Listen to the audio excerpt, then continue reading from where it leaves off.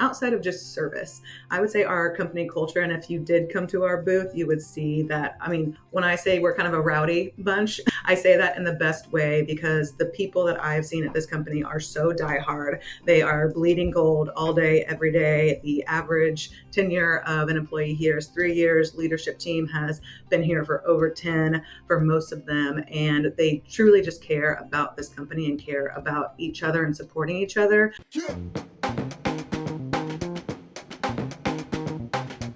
Okay, we are here with Maddie. Maddie, why don't you go ahead and introduce yourself? Hello, Maddie Grusendorf. I am Director of Marketing, Tech, and Innovation here at GoldOller.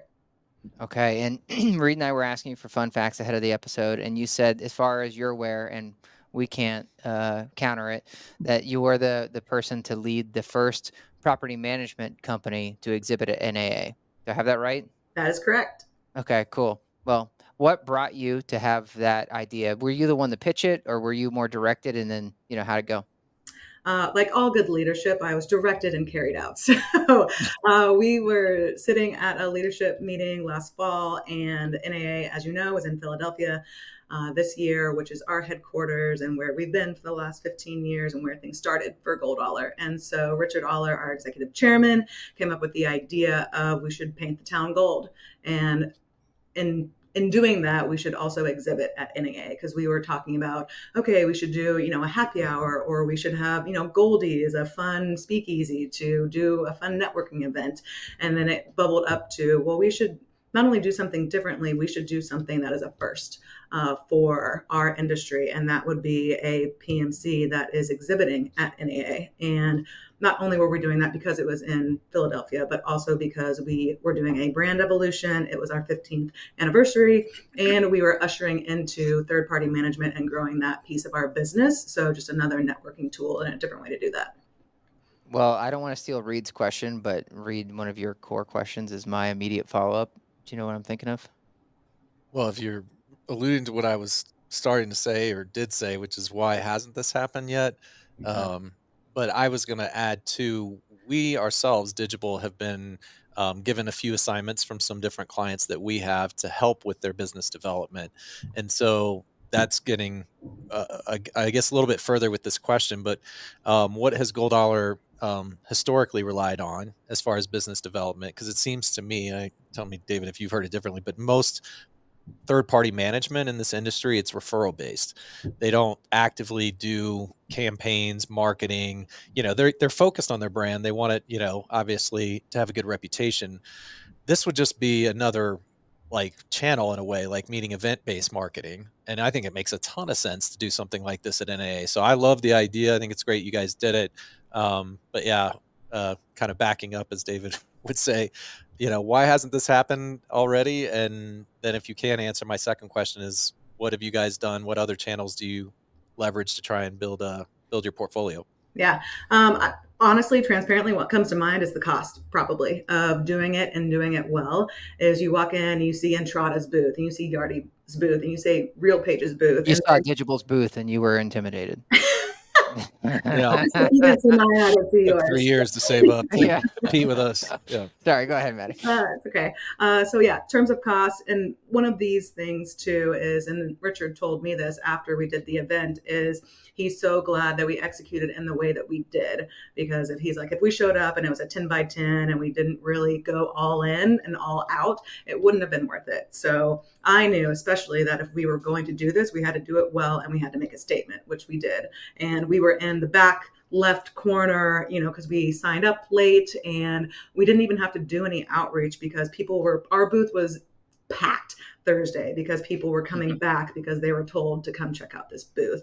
So outside of cost, I would think, just like when you go to the mall, you don't think to sell yourself because you're buying things and, and you're wanting to see what you want to pick up. So I think that's how NAA is a lot of the times, is as an owner operator, you're walking in seeing, networking, understanding what are the products, who are the partners that I want to work with, not necessarily who wants to work with me.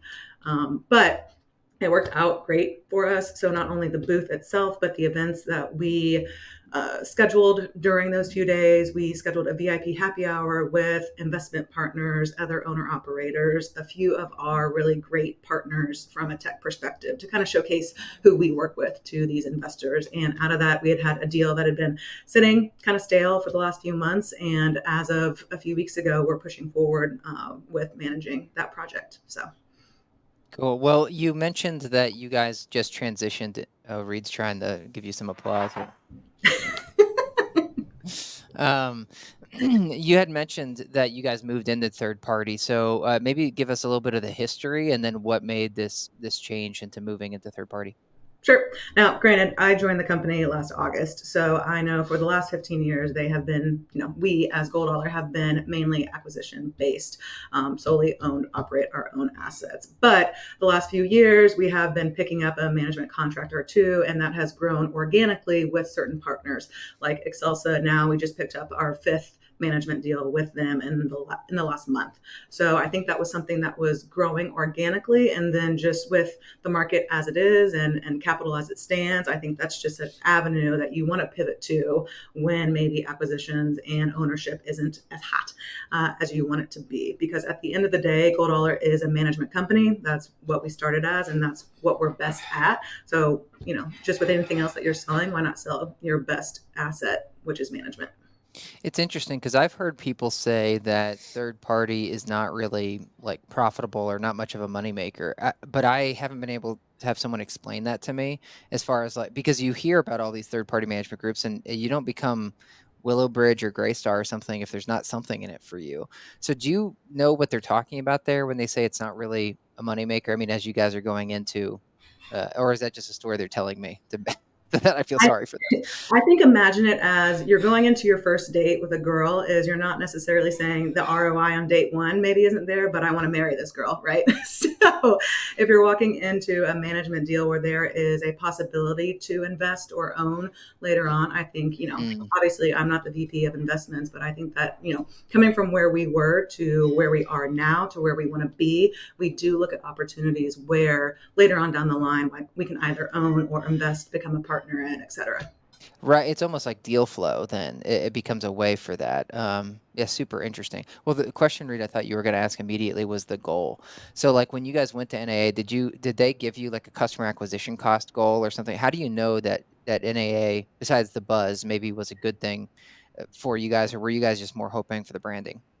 Um, there was no specific KPIs, in terms of we want to hit this number, we want to hit these goals. And that's, as the director of marketing and innovation, that's kind of a fun thing for me in terms of wanting to do a big splash. My favorite thing about this company is they do want to do things differently because they want to stand out in a different way. So that does allow us to do kind of crazy, kooky ideas that you aren't necessarily so risk adverse to do because you have to hit a certain number. Granted, we did and it worked for us, but also if you remember, as I spoke about, not a lot of people really knew who we were before this. So outside of an actual deal and an actual acquisition coming out of this, a lot of it was just brand awareness to kick that off in a way that, again, networking, meeting individuals, posts on LinkedIn aren't going to get you. I mean, our LinkedIn rose over 200% in a week. So just Yeah. kind of getting that initial brand awareness that we didn't have at the time.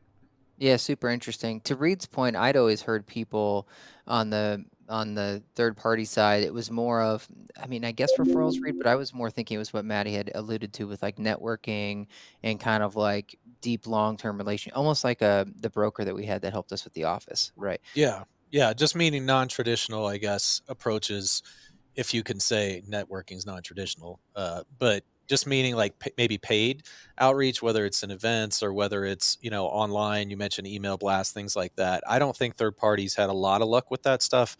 Part of it though, is maybe how they're going about it.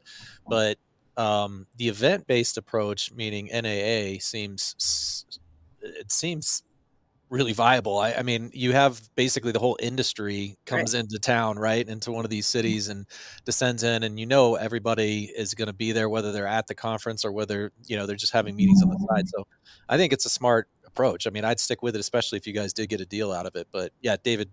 did get to my question I was going to ask. What did success look like? So, but that's great on the LinkedIn. You know, those are kind of those peripheral metrics that you'd want to look at, right? Is did we get more traffic to the website? Did our LinkedIn go up? You know, because all of that does matter collectively. It's harder to pinpoint a specific ROI, but that's encouraging to hear that you also got that digital traffic and kind of some additional followers out of it.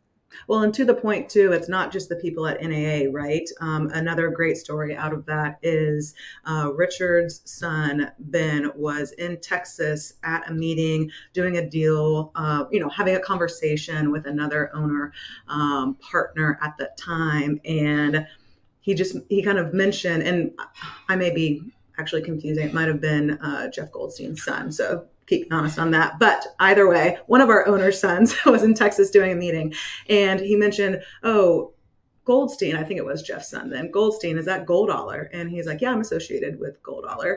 And he was like, are the GoldOller that's in Philly right now at NAA with a booth? And he's like, yep, that's us. That's me. And he's like, yeah, everyone's talking about it. So just, how that can scale in a way and even help the deal that he was doing, which wasn't for us, but, it was just neat to hear about stories like that. Cool. Well, tell us a little bit about GoldOller. What makes, when you said that your sort of first business is management, what makes you guys different, than the competition? Anything to call out? I would say specifically when it comes back to, outside of just service, I would say our company culture. And if you did come to our booth, you would see that, when I say we're kind of a rowdy bunch, I say that in the best way because the people that I've seen at this company are so diehard. They are bleeding gold all day, every day. The average tenure of an employee here is 3 years. Leadership team has been here for over 10 for most of them. And they truly just care about this company and care about each other and supporting each other in a way that, and I've talked about this a few times, is our A team, GoldOller Activated. It's a group of about 70 people in our company that is activated if a site ever needs support. So whether that is remotely, whether that is pack your bags, go on site, they're down a person, they need your help, they need your expertise. We have almost hundreds of case studies showing the times that we've activated these people to these sites to ensure that, no balls are dropped. And so not only is that felt from a JV partner perspective, but more importantly, it's felt from an employee perspective. So I've seen that the feedback from those employees are, I feel so supported all day, every day, that I never feel like I'm alone. I never feel like I need to panic because I always know if I reach out, then I will be supported by you all. So, that's always going to be felt by then the residents. If your employees feel supported and they feel like they can actively take care of the residents, then they feel that on the back end. Since you guys are a rowdy bunch, tell me that you guys use like the A-Team theme song, or somebody wears a big gold chain. I don't know if she's old enough and take that as a compliment to get the reference of the A-Team. I would say That dates back to the 80s with Mr. T. I would say my dad was shocked I even knew who AC/DC was, so kind of give me some credit. Okay. But we've been on this kick lately, I have, with making just like kind of AI companions for all our initiatives, for all of our AI bots. And so recently I actually did make a team force kind of AI banner for. Wow. So, got to keep it fun. Super cool. Okay. And then what about on the marketing side? How do you, I think you said you've been here just about a year, just over a year, but how do you go about traditionally marketing these properties? So for me, I came in and kind of cleaned up camp in a way, if you will. For me, obviously with innovation, I'm all about optimization, streamlining, et cetera. So I came in seeing we have 44 properties. We have almost 21,000 units. So to ensure that the marketing of that is done effectively and efficiently, I moved it from us working on 7 different platforms to streamlining to 1 through G5. We are a RealPage tech stack. So just moving in that direction, cleaning up our digital asset management platform, cleaning up our Canva, like making sure that everything was as one-stop shop as you can. And also with the rebrand, it helped doing that because I was able to essentially take everything, all the collateral that we had before, push it away and say, actually, we're doing this moving forward. And not only this, but we're making it digital. So every piece of collateral printed, every copy that you have on site, recycle it. And now here is a digital hub that you can scan and hand out, and it is updated to the new brand. You're welcome. So when you say innovation, and then you talked about streamlining, is that, I don't want to put words in your mouth. So, but I'm going to forecast, Maddie, that you were like, okay, we have a lot happening. We have 7 channels or whatever happening. We need to narrow down, clean up a lot of the process to streamline it. But once it's streamlined, we'll have a base that we can build upon, and then get to the innovation aspect. Is that fair? Because what you described didn't yet hit, I think, what most people would describe as innovation. So I just want to give you a chance to jump into that. Sure. Well, it's actually funny. I was thinking about this morning, because in terms of innovation, sure, you can think that that is putting a hologram in the front office of a leasing office, right? But I think innovation truly is different at each company. And the way that you innovate at each company is dependent on where you're walking into a company, of where it is at that point in time. So, you can't run on broken feet, right? So you have to go in and make sure that everything is working as best it can before you really start to optimize and change it moving forward. So for me, within this first year, that was cleaning things up, to your point. So then moving forward, we can really determine how best to move forward and innovate from a marketing perspective. Well, I was going to ask another, I don't know if I call it hot topic, but one we've covered quite a few times with third party. And it, as you said, it's very, you were pointing that towards innovation, but I'll say also with operations, it's very nuanced based on the size of the portfolio, what the goals are, whether you're embracing, I'll say, things like centralization, or how tech forward you really are with the portfolio. A lot of things to consider, but I was going to ask about insourcing, outsourcing. So you mentioned streamlining G5, kind of keeping it all under one roof.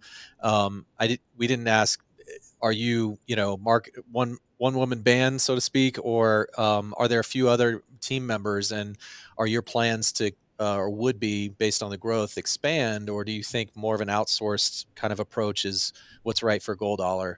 And any kind of context behind that, what you might recommend for others. But we frequently, get approached with that. It's like, how much should I be outsourcing versus how much I should insource from a marketing vantage point?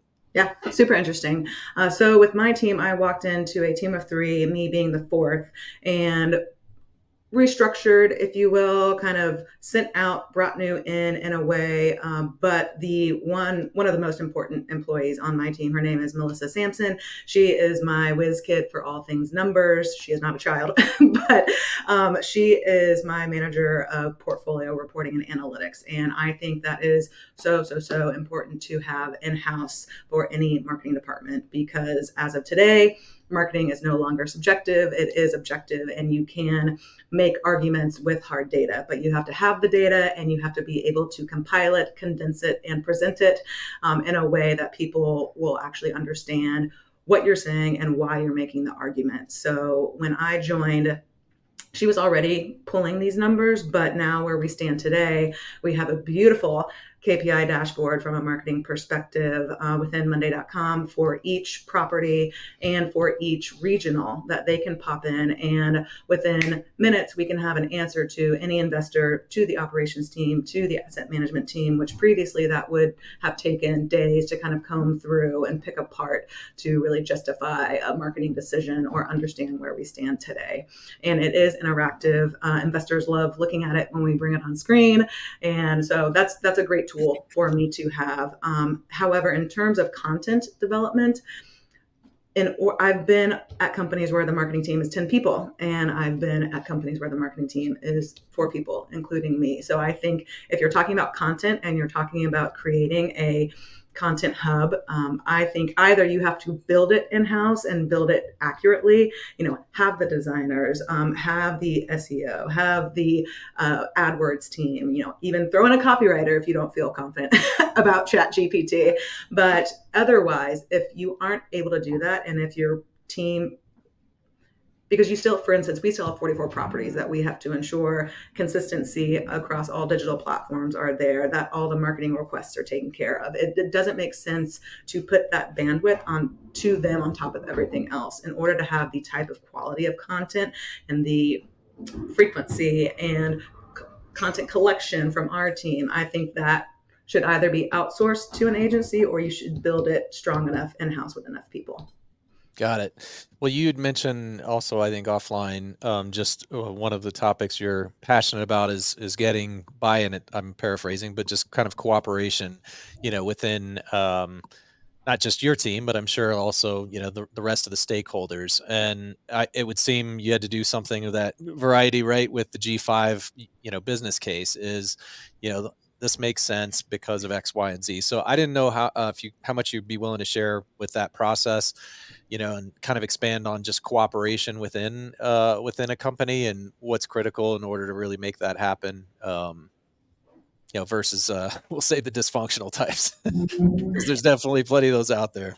Yeah, sure. I mean, from a consolidation standpoint, that was a numbers game, right? I was like, okay, we're spending, let's call it $900 a month on 7 different platforms when we could be spending $685 all on one platform and even get some extra bells and whistles at the end of the day. So that's, to an asset manager, that's pretty easy to get the yes onto that. In terms of going from ILSs to PPC, that was obviously a greater battle, especially if you're relying on that and that's all you know.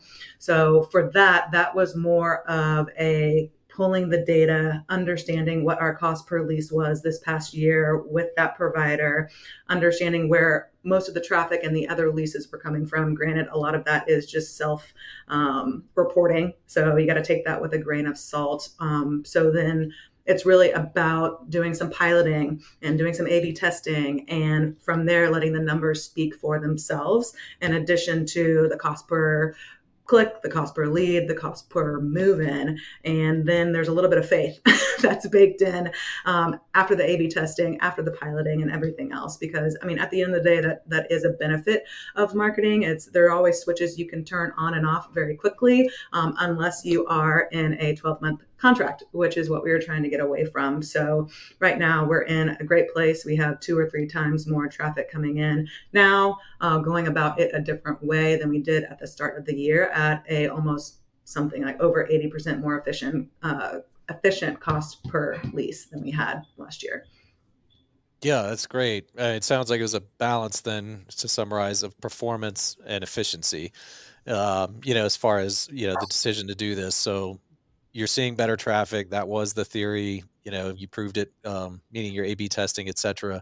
But then also moving from the $900 per platform, consolidating that, maybe having a little bit more leverage in, specific channels, instead of spreading yourself too thin. Does that recap it? Yeah, and I mean, too, we're at more traffic now, but I mean, we kind of had to peel back everything and get to the bare bones of it of, okay, let's just only do PPC and see where that gets us. And there were some properties that, could survive and even thrive off of that, but not all of them, right? And it's not a one size fits all. So then we start layering back the ILSs that makes sense. But during that lean phase, we got to really see, how much were people relying on just this mass influx of traffic and not properly working the traffic even. So we got to be able to walk through that exercise with the on-site teams and with operations. So what was before, again, like I said, marketing isn't subjective anymore. We have the numbers and we have the data to show you. So now we got to really sit eye to eye with the operations team and say, here's where we're at and here's what we're seeing. And we got to call out conversion percentage benchmarks and say marketing's responsible for this half, but once we get here, that's you guys, and here's where we agreed upon where these should be and where we're hitting. So it was great for internal discussion too, and to have those discussions that we weren't able to have before. Cool. One last question before I turn it back to David. But for marketers that are listening and contemplating this, because there's still quite a few out there, I think we saw something, I think it was at NAA, that still said that ILS represents 70% of Yeah, something between 60 and 70% it of was the a budget. huge amount of is still, that's where the ad spend is, and maybe 15% ish around, like, for PPC. So it just, to me, tells me there's still a lot of folks, marketers, that are considering this change. What about timeline? So I don't imagine the next month you are already kind of net neutral or already like ahead on traffic, ahead on leads. And I think you mentioned leap of faith, but that's one of the harder things for marketers to kind of maybe set expectations around is, hey, we need to give this 6 months, Yep. or is it 12 months, or is it a year and a half? Like, and I know it's impossible to be, a forecaster for everyone, but what would you say as far as setting expectations on such a big shift from predominantly or all ILS moving to more PPC or other digital strategies? What's the timeline to make that work? Well, I'll tell you the timeline that we did, and then All you right. can take that for. So, like I said, we introduced PPC at probably mid or end of Q1, in addition to ILSs. And Okay. then at the end of April, we decided to take half the portfolio off ILSs and left the other half on, so we could do a true A/B test during the month of May. During the month of May, we obviously looked at those numbers, but we also met on site with those properties that were removed from ILSs to understand, here's the numbers we're seeing, but we want to ensure that from a foot traffic perspective, from a busyness in the office, like you are feeling like you're not stressed and you're feeling the same things that we are seeing from a numbers perspective. We met with them weekly. At the end of that month, everyone was stressed at the beginning just about change, as everyone always will be. But by the end of the month, we're in a good place to remove the rest of the portfolio. So June 1, all PPC. And then let's see, uh, June happened, July happened. I would say probably mid-July is when people started getting antsy about, we need more traffic, we need more traffic. And granted, we are in the middle of peak leasing season. So take that also with a grain of salt when you are experimenting about changing your entire marketing strategy. But at that point, mid-July, we started layering back in the ILSs that made sense, both from a market perspective and a cost perspective. And I think that's another big thing that I probably didn't call out before is, we're a stabilized portfolio. We're running on very lean marketing budgets. So for me, I need to make every dollar work as hard as it can. I was talking to a guy at Retcon, and he's like, well, just add in more ILSs. Long story short, 2023 cost per move-in was 2,800 on average for our portfolio, which is insane, I believe. Mm-hmm. And he's like, well, that's less than one lease. And it's like, but that's not the point. Just because you have the money doesn't mean you should burn it. Like, I still feel like your budget should be working as hard for you as possible. So mid-July, we started layering back in. And now, as of last month, most properties have more traffic than they did all year at this point. Are you back up to the same level of ILS then? Or are you saying like overall, if you were to like look at the total spend of ILS pre-experiment, post-experiment, where's that sit? Oh no, far less, far less. And that's because of the ILSs we're going with, right? So in terms of monthly costs, or if you're doing a pay to play, like you're only paying for the leases that you acquire from that ILS. So again, for me, it was like, I don't want to be locked into a flat fee. I don't want to be locked into an annual contract. I want the flexibility of working with what is working for me, and so those are the ones that we move forward with instead. And absolutely, and also from a 2024 budget perspective, our partners are very happy, right? Because I included both the contracts that we were in and then added PPC to that. Then at mid-year, I was able to pull everyone off, and there you have a giant savings. So then not only are they happy, but then you can experiment more about what you want to add back. I want to talk a little bit about, I guess, the on-site experience. You sort of indicated that maybe not all leads were getting worked the way that they should get worked earlier before you started the experiment. Mhm. What have you seen since then? And how is that for the leasing agent side of things? Because I know some leasing agents that are just like, give me more, give me more. Mhm. But Reed and I have often talked about how we're like, why don't you just pick up, handle the leads you have, and wouldn't you be fine? So yeah, just talk us through some of that. Sure. And then, going back to innovation, when I joined last August, they had been piloting Elise AI, and then we rolled that out portfolio wide 11/1. So that had been portfolio wide since last fall. However, again, going back to technology is only good as the people that are using it, right? So I think this year we went through many a understanding of how that technology works with our on-site teams. At first, it was they are taking all the leads away because they don't want to lose their commission. So the tech wasn't even being utilized. And then when we told them to not touch it, then they weren't touching it at all.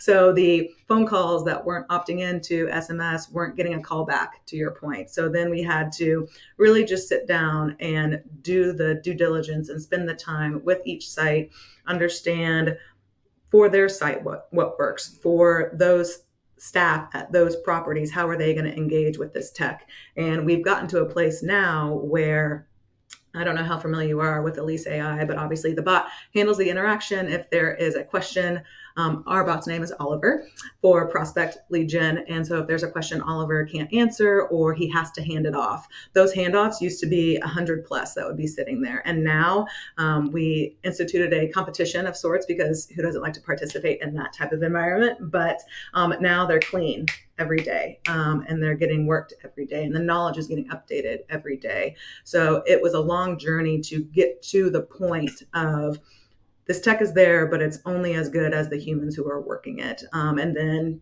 what's really important too for Richard is don't lose the human element. Is anyone can put Elise AI in their tech stack, but how you are continuing to keep humans in the loop of everything is important too. One of our properties, again, the people who call in and our product in our regions, we have a ton of people who are still calling and want to talk to a human on the phone. So they are not opting into SMS. So with one of our sit downs with the sites, we realized that the phone calls that weren't in handoffs in Elise AI, they had to essentially search for them and call them back. They had 8 tours scheduled within 1 week, just based on that. So, again, it's not a one size fits all, but you have to understand and make the on-site team feel like they're a participant with the tech, and it's not an island of each of their own.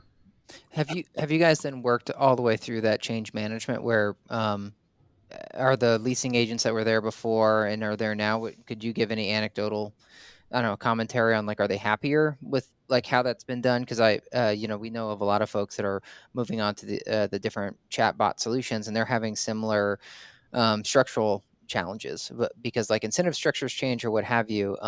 But there's obviously the ingrained almost habit of people, where they want to see 100 leads, for them to choose from, kind of thing. So, anyways, is there any evidence you could share from maybe their satisfaction at this point? It's so funny because once they figure out that the bot is doing the work you don't want to do and you really are just selling in. So for instance, it's like, well, the bot doesn't have as much personality as I want it to have. And it's like, no problem. Pick up the phone and put as much personality into that phone call as you want and get that lead in the door, Or, we have the collections bot too, and our resident relations specialist at one of our largest properties who oversees that and now oversees that bot, Owen, because you're Owen Mini specifically. Oh, wow. She loves it. She couldn't be happier with that bot. She was like, he does 90% of the heavy lifting for me. Granted, if there is a resident that is angry or it's a high touch situation, yes, absolutely, I step in. But otherwise, he is following up and sending all of the emails, all the texts that I was doing myself before at an almost 2,000 unit property. So again, it's not forcing tech on the on-site teams. It's making sure that they understand how it helps you still get to the commission at the end of the day to ensure that they feel like they're not being replaced. Mm-hmm. Well, I was going to ask you how AI or tech forward GoldOller is. It sounds like if you're using Owen and Oliver, I don't know if the next one's going to be named with an O, but Olivia is our third. Olivia. Okay, there you go. That you guys are definitely on the forward side of that. And the follow-up question to that is, how do you kind of normalize the data to evaluate these new technologies on which one's really working that you want to either stay with, or I don't know if you guys typically just do a handful of properties, for example, with the Elise AI and then roll it out to the enterprise if that's your formula, or if you guys are more boom or bust. And I don't mean that in a bad way, but where it's we're gonna start with the portfolio, because it sounded like the G5, for example, that was not 1 or 2 properties. So I'm trying to get at, how do you, through this change and adopting new technologies, typically approach it? And then how do you normalize or evaluate the data given that there's all these new things that are happening? It's like, and really isolate and say, yeah, Lease AI is responsible for X, Y, and Z. Yeah, sure. So I'll answer that a few ways. So with G5, that was more so too about, I guess I didn't look at that as much as kind of like a tech and innovation. I looked at that as a kind of a cleanup and a streamlining, since, they host all of our websites, then they'll do the digital advertising and they'll manage our reputation. So a lot of those things, we just needed a similar platform to do the same things that we're doing today. And then I know PPC well, and that doesn't take a rocket scientist to execute. So having them do that and having them host our websites and being able to see the entire renter's journey from start to finish makes sense. So that was that for me. We still did roll it out in phases just because they couldn't do 44 properties at once. So that's that. Then with Elise, from a lead gen perspective, we started out Prospect and Voice AI for the start of the year.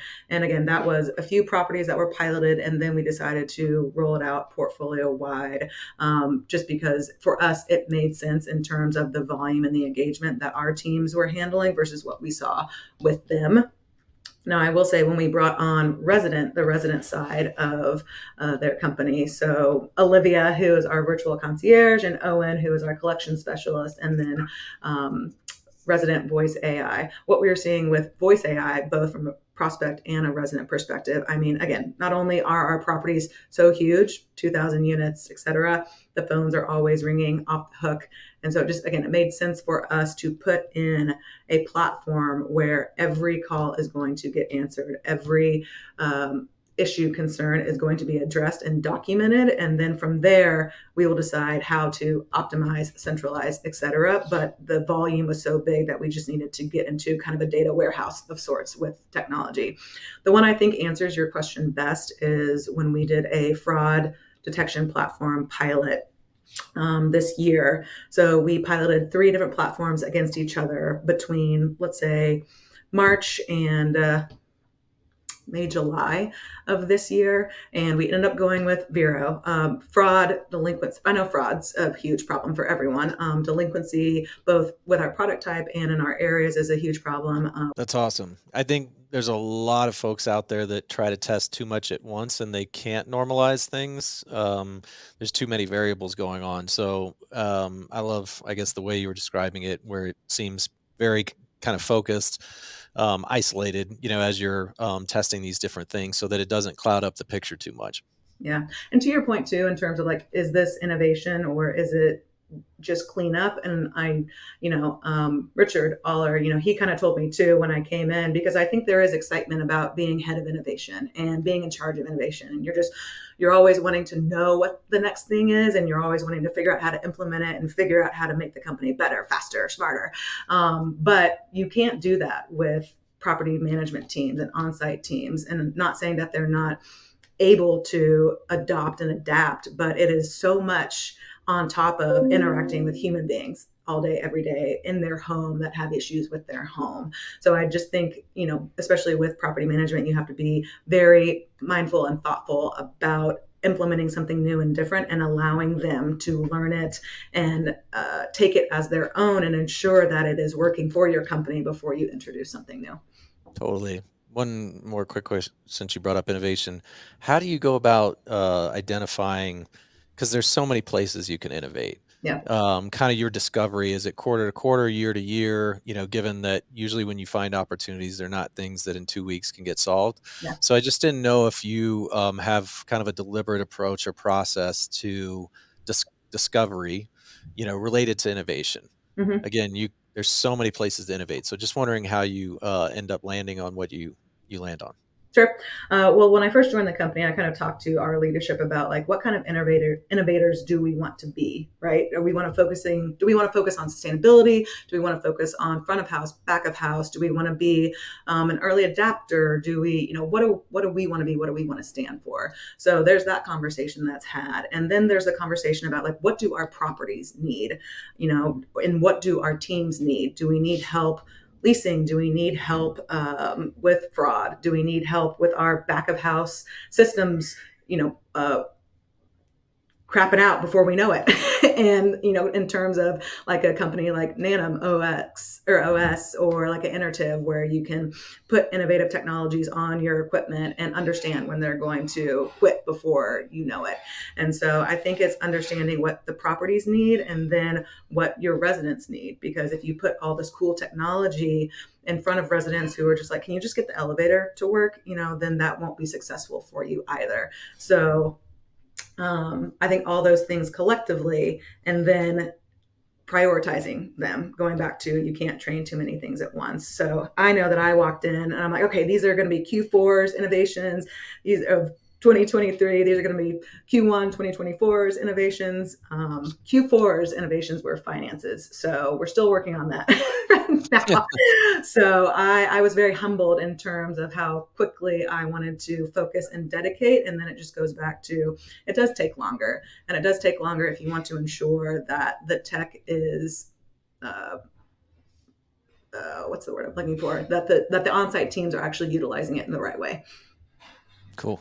Maddie, when Reed and I have talked with other folks where sometimes they'll describe properties as being snowflakes, or and then at the beginning of this, you also of our conversation, you also sort of mentioned how you had to get a good feel for GoldOller and just what was important to it. So I'm curious now, if you were to jump to a new company, what have you learned from this experience that as far as like what is a snowflake and what's not a snowflake, and what just kind of like would you now say, hey, probably makes sense at almost any company that they should be exploring X, Y, and Z?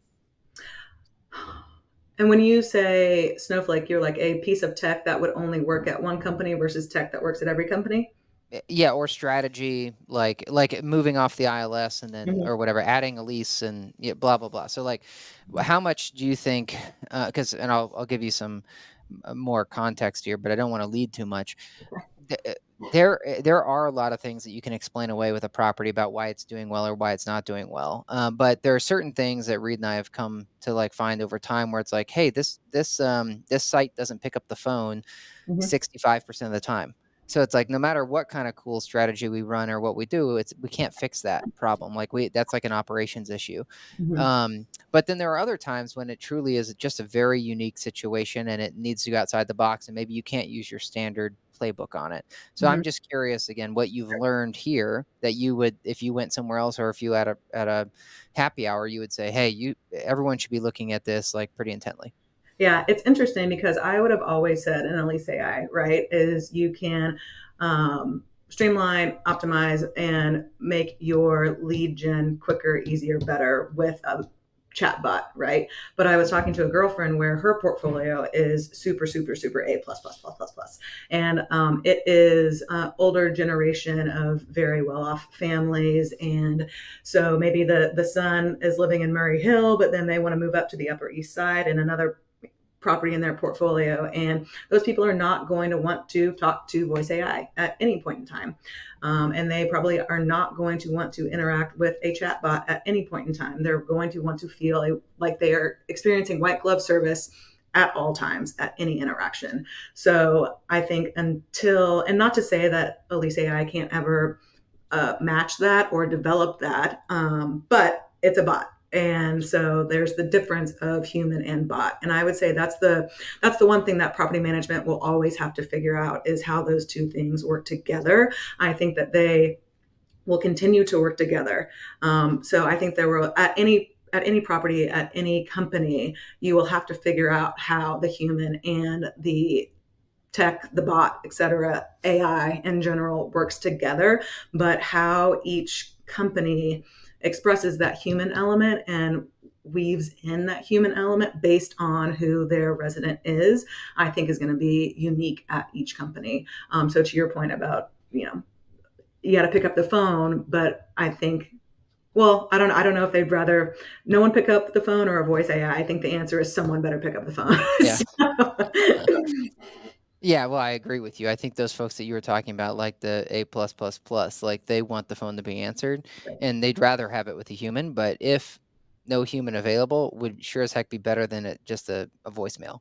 right? I I mean, think you think that, but then based on talking to her, and that's about putting yourself in that mindset, right? And being able to really understand that mindset that you don't know, or maybe you don't experience yourself. So I think that's the unique part of whether it is a marketer or a head of innovation or whatever is it can't be a one size fits all. And you really do have to know your market and know your renter super well. Mm-hmm. Cool. Just as you guys were talking through that, our CTO, you've probably heard him say this a few times, but has been reminding me that collaboration can be expensive, and more so in the amount of conversations, discovery time it takes. And so, but you want to balance it, and you certainly need to do your due diligence and internal discovery, external.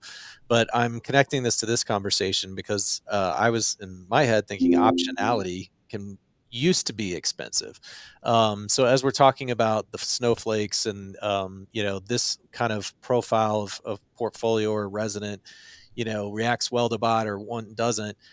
I know that still exists, but would you agree that we're in an era where optionality is becoming far more affordable? In other words, trying to discover some of this stuff or make full commitments, big bets, one way or the other. Like with this asset, we won't have this technology. With this one, we will.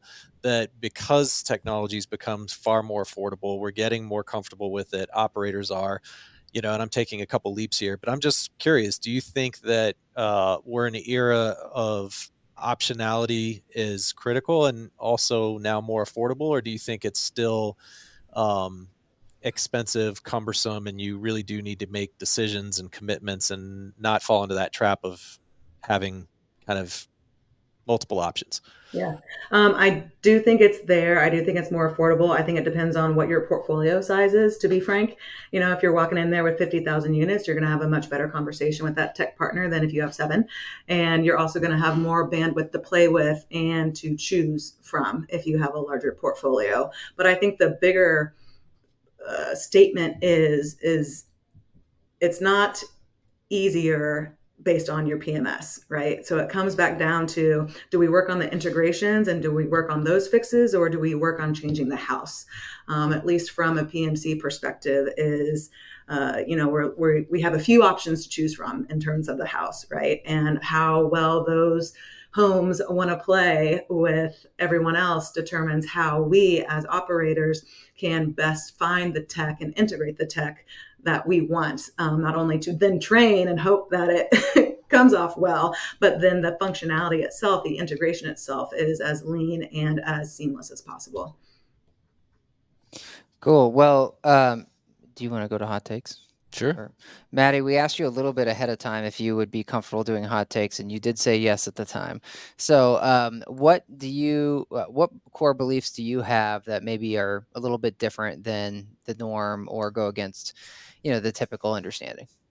Probably the one that we talked about earlier in terms of, and just to say a name because we did it, I pulled our whole portfolio off of apartments.com this year, both as a test to the system and to better understand what works best for our type of portfolio and our budgets.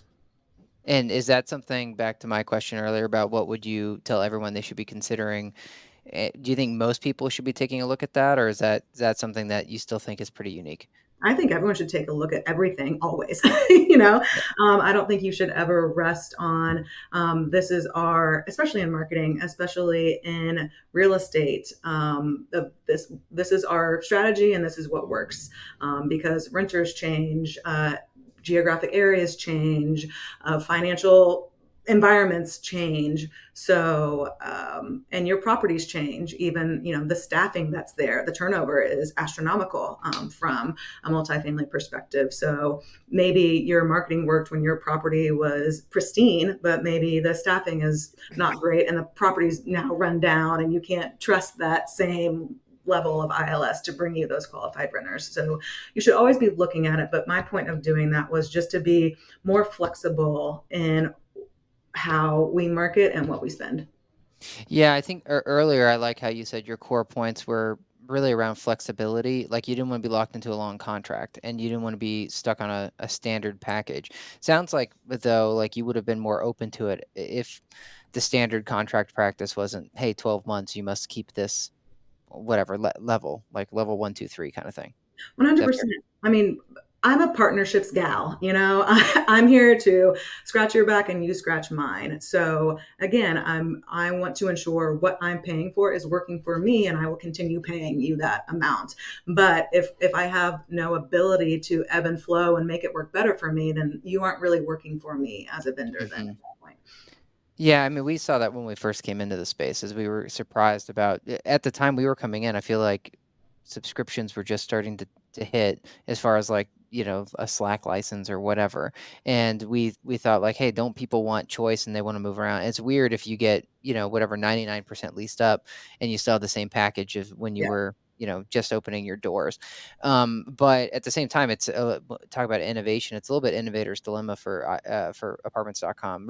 Reed and I have talked about this too. It's like if they were to change their model now, there's so much revenue they'd be leaving behind. And then as a your shareholders can be like, what the heck were you doing? That was silly, right? But if you take it too far, the question is, I guess, when do you take it too far? When has it turned into a real dilemma where now you have these glacial chunks that pop off, and then all of a sudden you then decide to change your business model? I don't know. Reed, do you have any further thoughts on like when that time may come?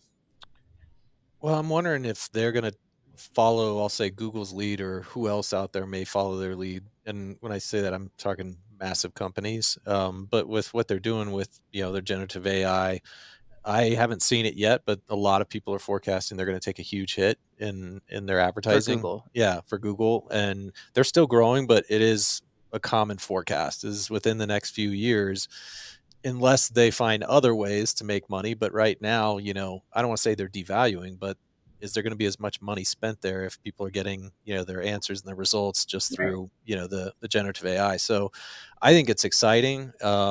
It does put a little bit of pressure on them, but I would love to see more companies, even if it's an apartments.com, wake up to that, recognize that, and take those risks. But if you were asking, I don't know if it was directly like, when am I anticipating that change to happen with apartments.com or the ILSs?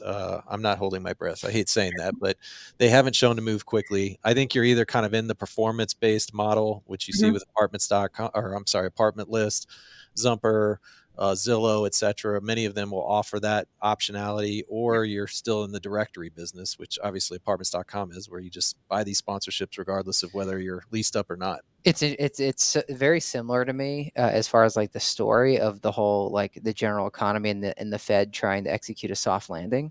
That's what I feel like if you're apartments.com, you need to be thinking about is like, how do I make this a soft transition Mhm. from this old way, which is you were saying 60-70% or whatever, as we saw at NAA, still being spent there. There's a lot to go before you become the yellow pages, right? Where all of a sudden it's like, well, now I'm at 10%. I need to like switch over. Mhm. Um, and so when you're at more than half of dollars getting spent there, it does not seem like it's time to start executing a soft a soft transition, right? But if you start, I don't know, you pick your line, I guess, right, and be like, okay, once here we start executing the current playbook, and so you hopefully are updating that playbook every year. That way, you can once you hit the mark, you can move it before also almost like your I guess the brand or the culture of how people associate your brand gets too far the other direction. Because you Mhm. wouldn't like now if all of a sudden the yellow pages popped up and said, "Guess what? We got the new generative advertising model." I think we'd all sort of like, "Okay, guys, you're a little behind. We should have tried sooner."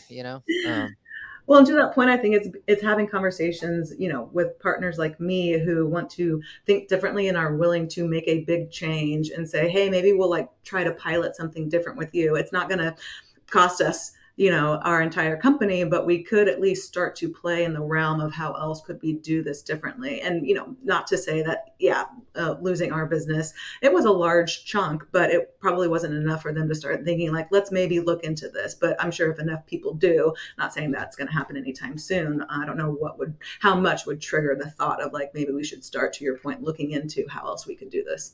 Yeah, I mean, CoStar has so much else going on. I don't know what could do that to them in advertising. Like because advertising is a good chunk of revenue, but it's not all of their revenue. So while it seems really important to us here, marketing and multifamily, it's not for them as a public company. It's just not the most important thing. For sure. For sure. So, all right, Maddie. Well, anything else you want to get off your chest before we wrap this up? No, this is great. Thank you for having me, though. Great. Well, folks want to learn more about you or GoldOller. What's the best way? GoldOller, GoldOller.com, and me, Maddie Grusendorf. So hit me up on LinkedIn. I have to ask, and I hope I'm not like stealing any thunder here, but should we expect to see you at NAA again next year, or even at OpTech with your incredible, glorious event or booth, or was that a one shot to the moon type deal? Well, I'm going to definitely be sending you both pictures since you missed it, first of all. And I guess I'll just say we kept the booth in storage. All right. There you go. Fair enough. Take that as more than a tip. Okay. Well, thank you, Maddie.